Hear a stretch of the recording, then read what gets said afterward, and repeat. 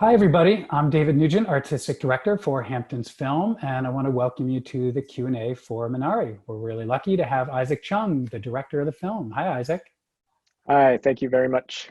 Thank you Yeah, so much. thanks for doing this. I got a bunch of questions we'll go through. I'm really fascinated about how the film came together. I loved it. I'm so glad it worked out.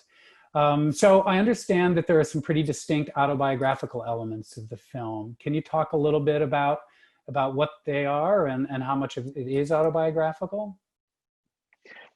Sure, yeah. So with this film, there was a particular quote that I had been reading as I was like trying to figure out a new story to write, and it was Willa Cather before writing My Antonia.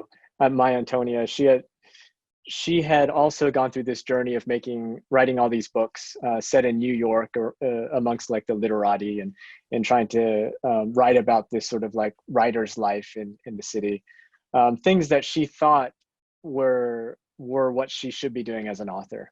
Mhm. But then she started to turn her attention back to her childhood and about her experiences growing up in Nebraska, and I think Virginia as well. But she grew up kind of on this vast plain and on a farm in Nebraska, and she started to turn that into a story with My Antonia. And later on, she said about that that her work really began once she stopped admiring and she started remembering, Hmm. and that stood out to me quite a lot. And so, for me, as I was thinking about a story, I didn't want to, for instance, adapt any Willa Cather story because that would Mhm. kind of defeat exactly what she was saying. But I just thought about that process in itself. What if I started to remember and started to write down memories? And that's kind of what I began to do with this film. And the memories just started to flow out, and I looked and I saw that I had about 80 memories that I wrote down after this one day. And um, for instance, my list started with showing up at this mobile home and my mom being shocked that my dad had bought this place in the middle of nowhere in Arkansas. And then realizing that there are no stairs when you first buy a trailer home. So she had to like climb into it, and watching her do that as a kid. For some reason, that stood out. And then one of the memories was of the time that my grandmother burned down the farm, which is something she actually did. Um, and for me, once I saw these two images in my list, I thought, oh, I think I can create a story that takes us from here to there. And I just needed to reorder all the memories. Um, and of course, in doing that, there's a lot that you have to do in terms of like making a structure into a logical story with beats that are going to keep people engaged and all of those things. So that was the basis, really, all these memories. But at the same time, um, the people you write about end up becoming their own. So it's not entirely autobiographical, and there's a lot of creative license there. Hmm. And I understand you became a parent somewhat recently. Is that something that also informed like the timing of you telling the story now, not like when you're in your early 20s or something like that? Uh, yeah, definitely. So I had a hiatus from even writing and directing for a few years, and part of that was my daughter coming along, and I was spending time basically helping her grow up and helping her, feeding her, all those things. Um, and two things emerged from that. One is that my mother-in-law was kind of encouraging me that, it's good for kids to see their dads do something. I don't know if that was her hint of like try to go back to work or something. But she said something to that effect, and she said, you should think about what it is you want to leave behind for her, and that stuck in my mind a lot. And so the idea of telling a personal story about where she comes from, through like where my parents come from and all those things, that felt meaningful. And then the second part of it was that I started to see more through her eyes. Like I Hmm. could see the way that she's processing everything around her, and then also processing, my wife and my life dynamics, our Mhm. marriage, and my own angst and restlessness about my career and all these things.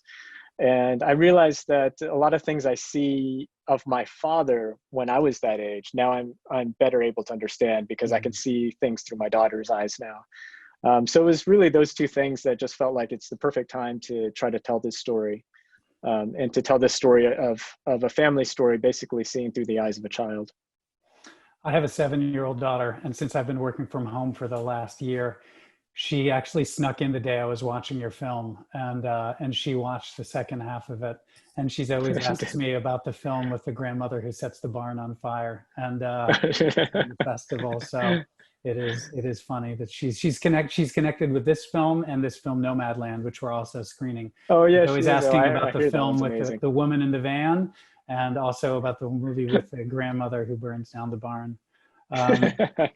So in terms of the character of David, can you talk a little bit about creating his character and sort of the way that that helped you structure or anchor the film? Because he's so crucial. I mean, he's how old in the film roughly?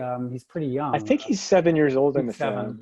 but he's so Yeah. crucial. So was it hard to kind of craft that character and make him come to life like that, or? It was hard in the sense that I mean, first of all, I was cramming in a lot of different things that had happened throughout my childhood into this 1 year and trying to figure out like what age does that make sense. And then also knowing that casting an actor who's 7 years old comes with its own like very big challenges.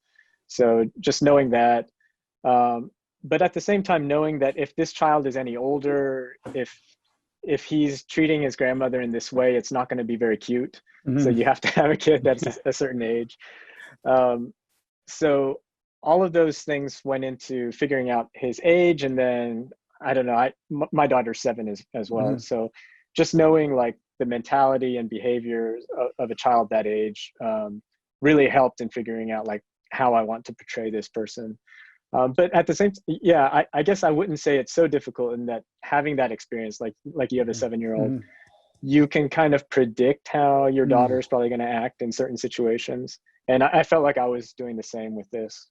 I can hear her acting in that way right now if I listen very closely, since she's just in the other room, unfortunately, for the sake of this recording. Can Same you with mine, yeah. Can you talk a little bit about finding Alan S. King, who plays David, because he's so wonderful? And was he an actor who you were familiar with, or how did it No, yeah. So our casting agent Julia Kim, she sent out a massive search for this kid. He would need to be able to speak Korean. He'd need to be able to look like he's 7 years old.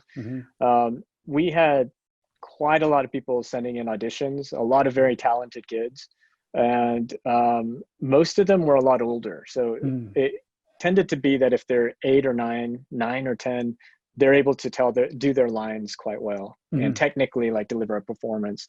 The difference with Alan was actually 7. So that was his age. And there was something immediate about that, his age, like that you cannot fake, that's so authentic. And then secondly, just his presence was so funny and cute and just magnetic that my wife and I, we would look at the auditions every night, but she would always say at the end, I want to see that Alan Kim again. You know, put Alan Kim back on. So I knew that if she's having that response, and personally I'm also wanting to just watch Alan's audition over and over, that there's something special and magical about him. Even if at the time, since he hadn't been an actor before, you could tell that his performance was not as technically there. But we figured, I figured I could work with that. So, I mean, so I also understand that Yuh-jung Yoon, who I'm hoping Yuh-jung? Yes, whose name I've sadly just mispronounced. But she, I mean, I'm a little bit familiar with her. We played the housemaid at the festival a number of years ago, and I've seen her in some stuff, but not super familiar. But she's like the Meryl Streep of South Korea, if I'm not mistaken. So she's a big deal, right? No, Meryl Streep is the Yuh-jung. Aha, there we go. There you go. Thank you for correcting that. So you're on set there with someone like that, like a legend, and then also like a young kid who's never really acted at all. I mean, was that a big challenge for you, or to have those two poles of acting experience? She made my job so much easier Mm, because she knew what we needed to do, and I she's see. been on over 80 projects, so Wow. she knows how to give to another actor to bring out great performances, and she was so giving to this child, and I mean he got a master class in working with Yeah, I'm her. sure. Yeah, Sure. and she would do things surprisingly at times, knowing that we're going to capture something magical with him if she does this. And then Mhm. she'd always be able to do it exactly the same in such a precise way when we, cover her. Mhm. So yeah, I just got to say she made it so easy, and we couldn't have done it without her being on board for sure. And what about Steven Yeun, who I'm an enormous fan of? We had Burning at the festival, whatever that was, Nice. 2 years ago, and I used to watch The Walking Dead and Oakja. We did a screening of, and I'm just such a big fan of his. How did it come together to work with him? Yeah, he's great. So I should put up front that he's married to my cousin, so we've kind of known each other Ah, for a while. that Uh, helps. That yeah, helps. it helps, and I made a number of threats to him to work on this film. No, so we never really talked about work, just because I didn't want to be that like annoying guy Mhm. at parties, family get-togethers and stuff. But it was once my agent came on board to represent this script. Mhm. She also started to represent Steven, I see. and she said, "I really think you need to show this to Steven." And like I sent him this email, like I don't want this to mess up our relationship, our family dynamics and stuff. So please, like, if there's any hesitation, don't read it. And but he read it. He wanted to do it. Oh, wow. He really enjoyed the script.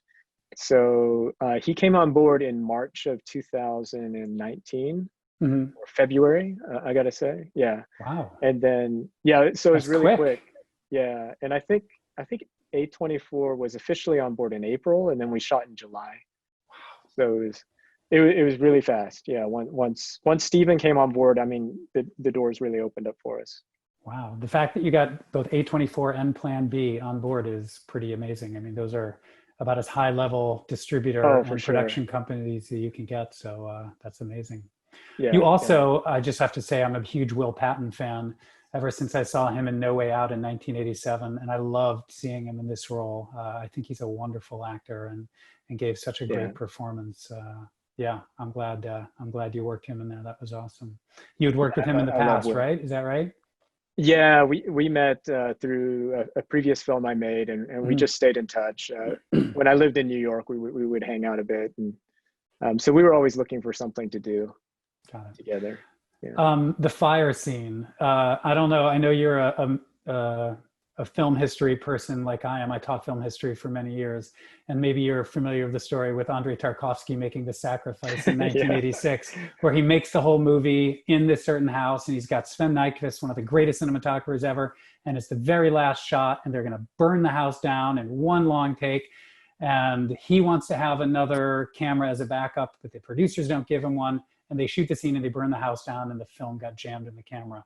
So they had to rebuild the house. And every time I see a movie like yours, because I know you guys set the barn on fire. You didn't. It was not visual Yes. effects. I'm always like, oh God, like wonder what that was like. What was it like for you to burn the barn, as it Well, were? I'll tell you, the days before we did it, it was that exact story that was in my head like all I'm the sure. time. I just kept thinking about uh, Tarkovsky and that stupid house. Uh, Yeah. so yeah, we had two cameras at least. So we had an A cam and B cam. Um, but yeah, we built it, and Young Lee, our amazing production designer, built the barn knowing that we're going to burn it down. And we kind of gave a day and a half to the whole process. We do all these interior shots of the burning in which we don't actually burn the barn. We Mhm. do more effects, and then finally on a Saturday afternoon with a very small crew, we went out with the Tulsa Fire Department there. We burned the barn down, and Wow.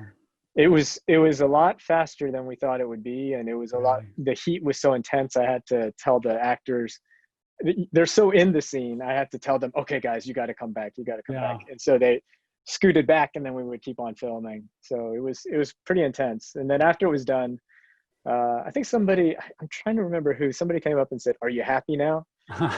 And but that didn't register because I was so wound up that I thought, oh, okay, I can be happy now. I can be happy. Yeah, I imagine. Yeah, Must have been one of the last it's things you guys stressful. did, or what? Pretty close. No, we tried to save we tried not to save that for the end Oh, I because we see. knew that if something goes wrong, then we'd I have to see. build the Yeah. like you said, Wow. build that barn Smart. again. And Smart. yeah.